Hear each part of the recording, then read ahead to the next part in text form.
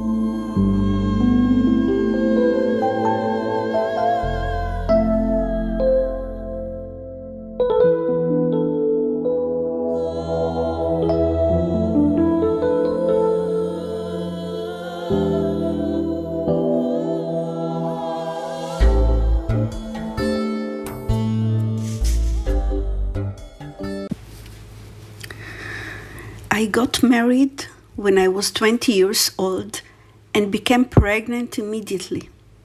I was the happiest woman in the world, thinking, of course, that I had discovered pregnancy before anyone else had. It was Yom Kippur, the holiest day for the Jews. There is no such day in the world. There are no cars on the road, no television. People fast and silence, complete silence. My husband and I were out walking. Suddenly, a sharp scream of a fighter plane broke the silence. My husband stopped short, looked at me and whispered, "Ilana, this is war," and disappeared to join his squadron.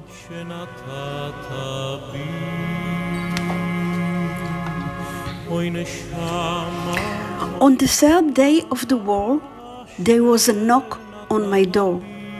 All my life, I had dreaded the sound of a knock on the door in the middle of the night. I knew who would be standing there, what they would be wearing and what they would say. But never could I have imagined the reality of this evening. Never could I have imagined the people coming in and out of my house. Never could I have imagined sitting Shiva, mourning on my husband's loss. Never could I have imagined the emptiness.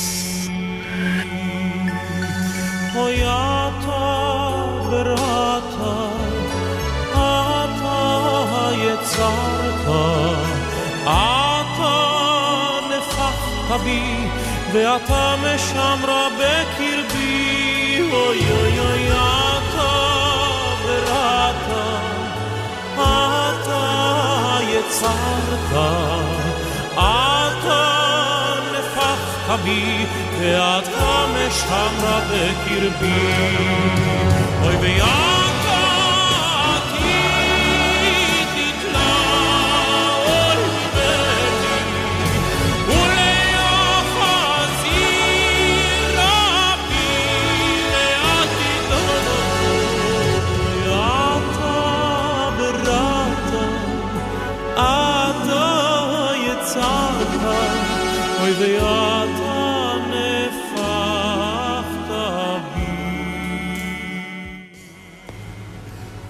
4 months later, I went to the hospital and I gave birth to my son. I called him Dror, which means in Hebrew, freedom. My husband Itzik didn't know that he had a son. He was he was in a tiny cell, so tiny that he couldn't even stand up. He was unable to tell night from day because he was in the dark all the time. He was frozen from the Syrian winter, and all he could think about was whether or not he would be given food, and worst of all was the terrifying sound of pounding on the door, which meant more interrogations and tortures. After 8 months in the prison of Damascus, Itzik came back. He came back and he met Dror when Dror was 4 months old. 20 years later, to the day, Dror became pilot in the same squadron as his father. 7 years ago, I said Shiva again, mourning on my beloved husband again, but this time no miracle had happened. 1 hour before he left me, he looked at me, and through my tears I whispered, "What should I do without you? You are the love of my life. I don't know how to live without you." He looked at me and said, "You must continue with your art, with your performances." In my heart I promised, "Yes, I will, but not without you. You will be with me on stage. You will be with me on the same table."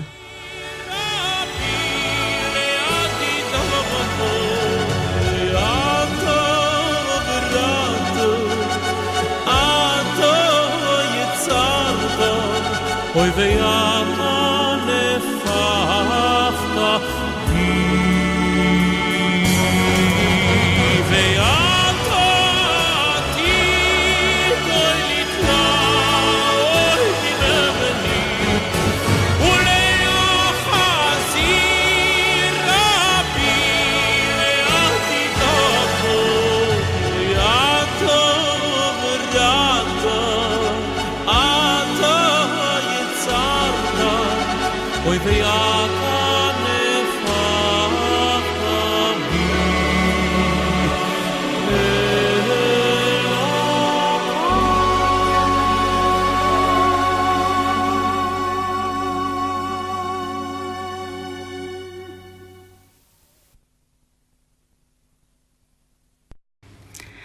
I can't stop praying and dreaming for peace.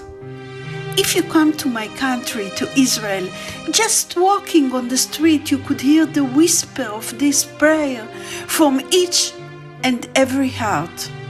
Try to imagine how the world could be. No war, no hatred, no prejudice. Imagine world filled with tolerance, compassion, love. Just imagine.